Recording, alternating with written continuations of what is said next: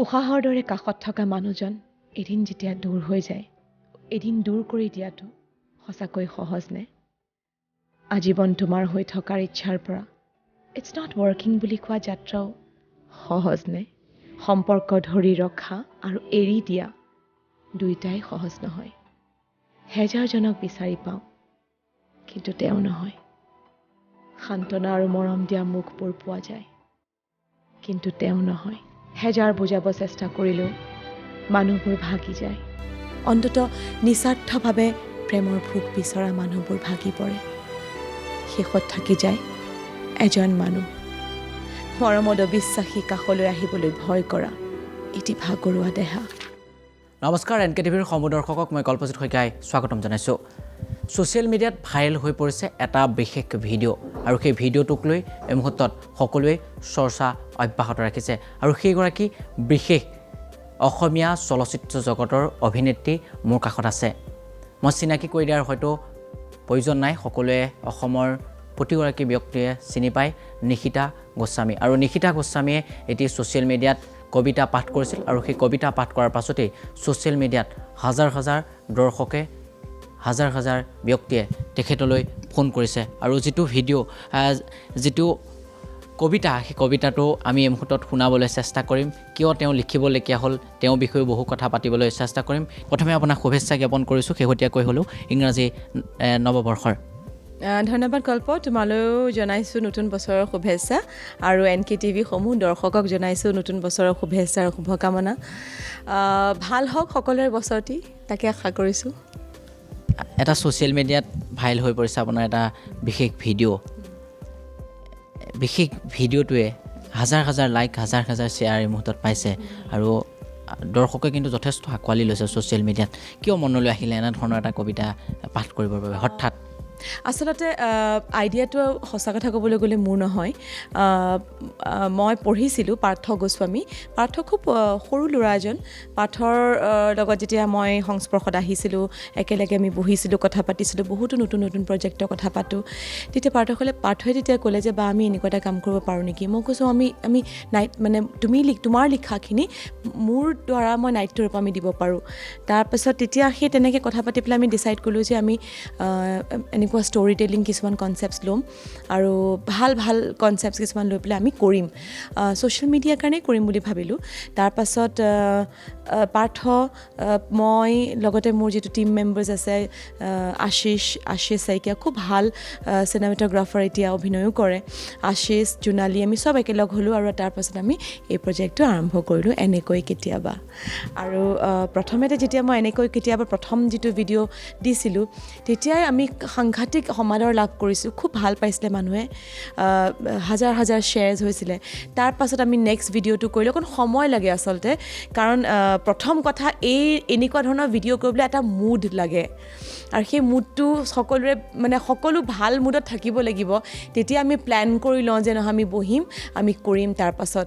গতিকে সেই মুডটো আমি লৈ পেলাই বহি আমি ছেকেণ্ড কণ্টেণ্টটোও বনালোঁ। আৰু ছেকেণ্ড কণ্টেণ্টটো বনোৱাৰ লগে লগে তুমিও মোক ফোন কৰিছা বা ময়ে ইমান ভাল পাইছোঁ কৈছিলা। গতিকে তেনেকৈ বহুতো ফোন কলছ পাইছিলোঁ আৰু যেতিয়া ভিডিঅ'বোৰ শ্বেয়াৰ হৈছিলে তেতিয়া খুব ভাল লাগিছিলে মনটো।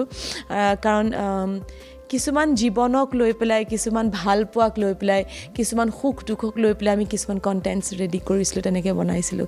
আৰু যিটো বস্তু আমাৰ সকলোৰে জীৱনতেই আছে, তাৰমানে সকলোৰে জীৱনতে এই আৱেগ, এই অনুভূতিখিনি সকলোৰে জীৱনত আছে, কিন্তু আমি কেতিয়াবা ৰিয়েলাইজ নকৰোঁ। কাৰণ আমি চব নিজৰ জীৱনত ইমান ব্যস্ত, আমি চব ইমান মেকানিকেল হৈ গৈছোঁ। আমাৰ এনেকুৱা ধৰণৰ হৈছে যে আমি এতিয়া কাম কৰিব লাগে, আমি ঘৰ সংসাৰ চলাই থাকিব লাগে, ল'ৰা ছোৱালী পঢ়া শুনা কৰিছে, তাৰপাছত পইচা ঘটিব লাগে, গতিকে আমি মেকানিকেল হৈ গৈছোঁ। তেতিয়া মই ভাবোঁ যে তাৰ মাজত আমি নিজকেনো কেতিয়া সময় দিছোঁ? প্ৰথম কথা, আমি নিজকে সাংঘাতিক ভাল পাব লাগিব নহয়, সেই ভাল পোৱাৰ পাছতহে আমি বেলেগক সুখকণ দিব পাৰিম। আৰু নিজৰ কথা আমি পাহৰি যাওঁ আচলতে। তেনেকুৱা ধৰণৰ বহুতো ধুনীয়া ধুনীয়া কথা আছে। কেতিয়াবা এনেকৈ আপুনিও কেতিয়াবা এনেকৈ কাৰোবাক হেৰুৱাবলগীয়া হৈছিলে নেকি? হৈছিলে, নিশ্চয় হৈছিলে। তেনেকৈ নিজৰ ভালপোৱা বা নিজৰ কাষত থকা মানুহজন কেতিয়াবা হেৰাই গৈছে আৰু তেতিয়া আমি খুব দুখ কৰোঁ। কিন্তু আকৌ সেই দুখখিনি সামৰি সুতৰি আমি কেনেকৈ জীৱনটোত আগবাঢ়ি যাম, সেই কথাখিনি আমি আকৌ কেনেকৈ সেইখিনি অনুশীলন কৰি পেলাই আমি কেনেকৈ আগবাঢ়ি যাম, সেইখিনি আকৌ নতুন এক প্ৰচেষ্টা। গতিকে জীৱনটো আচলতে ক'বলৈ গ'লে এক্সপেৰিমেণ্টেই হয় নহয়, মানে প্ৰতিটো খোজতে নতুন নতুন কথা আমি বা নতুন নতুন আমি ষ্টেপছ ল'ব লাগিব। নিজকে কেতিয়াবা যেতিয়া আমি দুখত পৰোঁ আমি কেনেকৈ ষ্ট্ৰং হৈ ওলাই আহিব লাগিব। তাৰ পাছত মুঠতে সেইটোৱে কথা যে মোৰ হিচাপত আমি জীৱনটোক আমি কেনেকৈ ভাল পাব লাগিব, জীৱনটোক আমি কেনেকৈ মানে চেলিব্ৰেট কৰিব লাগিব, সেইটোৱেই কথা আচলতে। অকণমান কেতিয়াবা এনেকৈ মুহূৰ্তত যদি আমাৰ অন কেমেৰাত যদি আপুনি অকণমান পাঠ কৰি দিয়ে।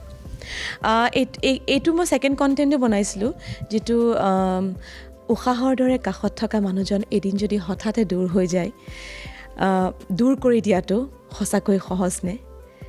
আজীৱন তোমাৰ হৈ থকাৰ ইচ্ছাৰ পৰা ইটছ নট ৱৰ্কিং বুলি কোৱাৰ যাত্ৰাও সহজ নে? সহজ নে ভাল লগাৰ পৰা ভাল পোৱা কৰা আৰু তাৰ পাছত বন্ধু হৈ থাকিব পাৰিম বুলি কোৱাৰ প্ৰশ্নৰ উত্তৰ? যাৰ কাষত সমস্ত পৃথিৱী বিচাৰি পাইছিলোঁ, তেওঁক অচিনাকি হৈ লগ পোৱাটো সহজ নে? সঁচাকৈ ন, এইটো কথা সঁচা হয় ন? তুমি এটা সময়ত তোমাৰ ভাল পোৱা মানুহজনীৰ ওচৰত তুমি গোটেই পৃথিৱীখন বিচাৰি পাইছিলা, হঠাৎ যেতিয়া সেই ছোৱালীজনী নাইকিয়া হৈ যায় বা তাৰ পাছত তুমি কেতিয়াবা 10 বছৰ পাছত লগ পোৱা, তেতিয়া কেনেকুৱা এটা মানে এটা এক অনুভৱ এটা এক হয় নহয়? নিশিতা গোস্বামীও তেনেকুৱা হৈছে নেকি ৰিয়েল লাইফত? নিশ্চয়। সেইটোৱে কথা যে মই এটা বস্তু ভাবোঁ যে মই জীৱনত সকলোৰে জীৱনলৈ মানুহ আহে নহয়, নতুন সকলোৰে জীৱনলৈ প্ৰেম আহে। কেতিয়াবা কাৰোবাৰ প্ৰেম সফল হয়, কেতিয়াবা বিফল হয়। কিন্তু যেতিয়া কাৰোবাৰ পৰা সেই ভালপোৱা মানুহজন আঁতৰি যায়, সেই মানুহজনক বন্ধু হৈ থাকিব পাৰিম বুলি কোৱা কথাটো মই নাজানো, মোৰ কাৰণে সঁচাকৈ সহজ নহ'ব।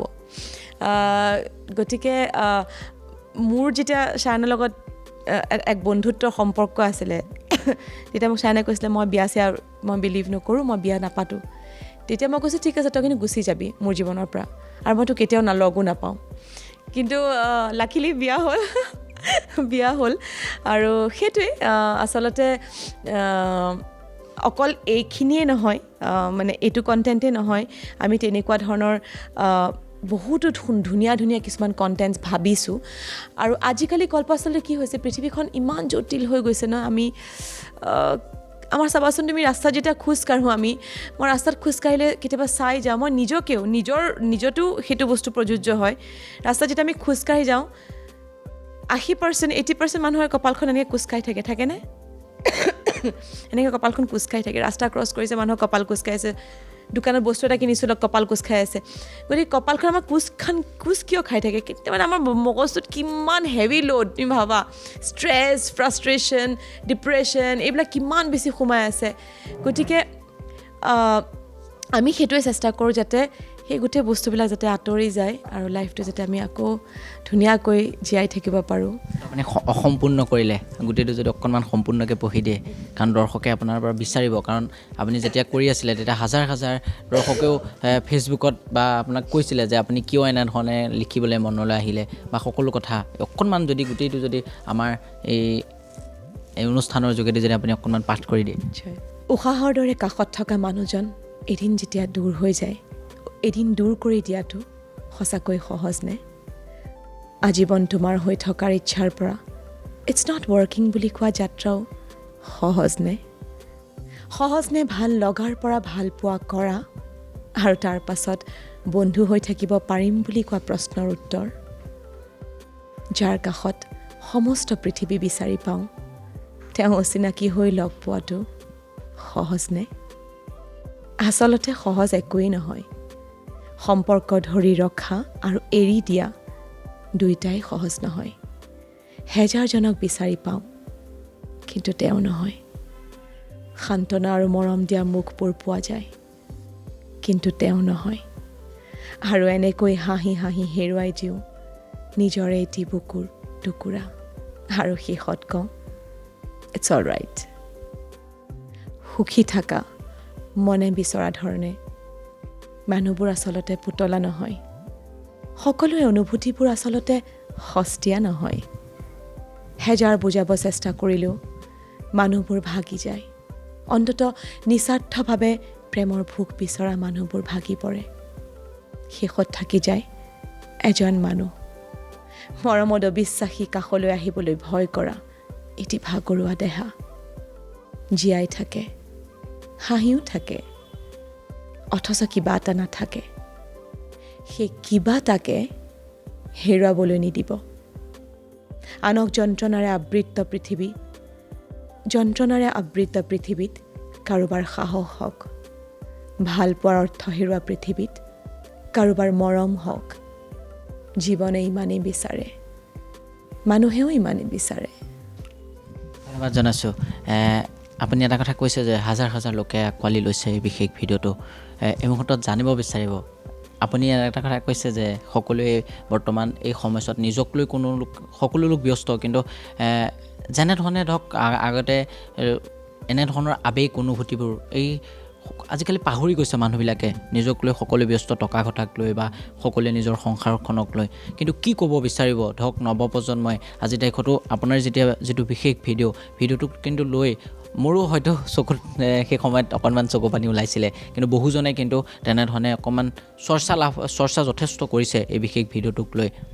সেইটোৱে কথা। আচলতে চবৰে জীৱনত এটা এটা গল্প থাকে ন, ষ্টৰি থাকে, আৰু আমি সেইটো ৰিয়েলাইজ নকৰোঁ। কেতিয়াবা মনত পেলালেও ভাল লাগে ন। তোমাৰ যদি আগতে কিবা তেনেকুৱা ধৰণৰ এটা গল্প আছে, তুমি পাহৰি যোৱাটোৱেই দৰকাৰ। যদি দুখৰ হয়, সুখৰ হ'লে তুমি মনত ৰাখিবা, কিন্তু কেতিয়াবা যেতিয়া মনলৈ আহে তেতিয়া অকণমান চকুটো চলচলীয়া হৈ যায়। মই ভাবোঁ আচলতে প্ৰতিজন মানুহৰে জীৱনত আচলতে আমাৰ এই জীৱনটোৰ পিছফালে এটা জীৱন আছে আৰু এখন ঘৰ আছে। এইখন মোৰ নিজৰ ঘৰ, কিন্তু মোৰ জীৱনটোত এনেকুৱা সকলোৰে লাইফত এখন পৃথিৱী আছে, আৰু সেই পৃথিৱীখন তোমাৰ নিজৰ, একেবাৰে নিজৰ। যিখন পৃথিৱীত চাগে তুমি অকলে আছা, আৰু সেইখন পৃথিৱী তোমাৰ যি মন যায় তুমি তাকে কৰা। তুমি এটা ফুলৰ পুলিও ৰুব পাৰা, তুমি সোফা ছেট এখন ৰাখি পেলাই তুমি বহি পেলাই কিতাপ এখনো পঢ়িব পাৰা। তুমি তোমাৰ সেই পৃথিৱীখনত তুমি গোটেই দিনটো গানো শুনি থাকিব পাৰা। গতিকে সেই পৃথিৱীখন তোমাৰ নিজৰ পৃথিৱী, আৰু সেই পৃথিৱীখন সদায় বন্ধ হৈ থাকে। আৰু মই ভাবোঁ সেই পৃথিৱীখনৰ এখন দৰ্জা থাকে ন, আমাৰ সদায় দৰ্জা এখন এনেকৈ থাকে, চোৱা, বন্ধ হৈ থাকে, আৰু সেই দৰ্জাখনত আমি সদায় চিটকিনিডাল মাৰি থৈ দিওঁ।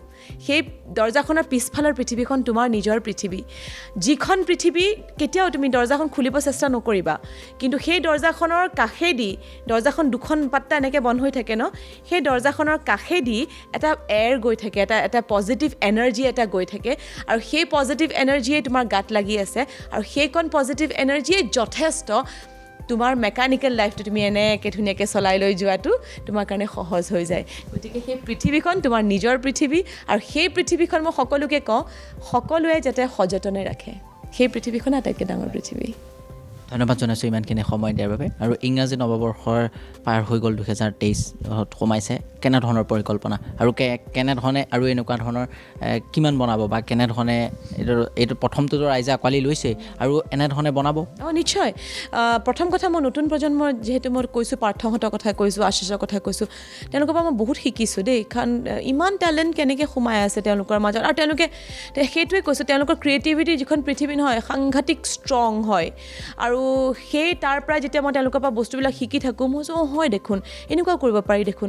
গতিকে এতিয়া এই নতুন বছৰত এটাই পৰিকল্পনা যে ভাল কাম কৰিম, ধুনীয়া ধুনীয়া বস্তু বনাম, ধুনীয়া ধুনীয়া কণ্টেণ্ট বনাম, যাতে মই কোৱা কথাখিনিৰে এটলিষ্ট মোৰ দৰ্শকসকলক যাতে অকণমান হ'লেও উপকৃত হয়, দৰ্শকসকল অকণমান যাতে ইম'চনেল হয়, অকণমান যাতে সুখ পায়, আৰু যাতে নিজকে যাতে ভাল পাবলৈ যত্ন কৰে, নিজকে যাতে সাংঘাতিক ভাল পায়। গতিকে এনেকুৱা ধৰণৰ পজিটিভ কিছুমান বাৰ্তা লৈ পেলাই আমি নতুন নতুন কণ্টেণ্ট বনাম বুলি আমি ডিচাইড কৰিছোঁ।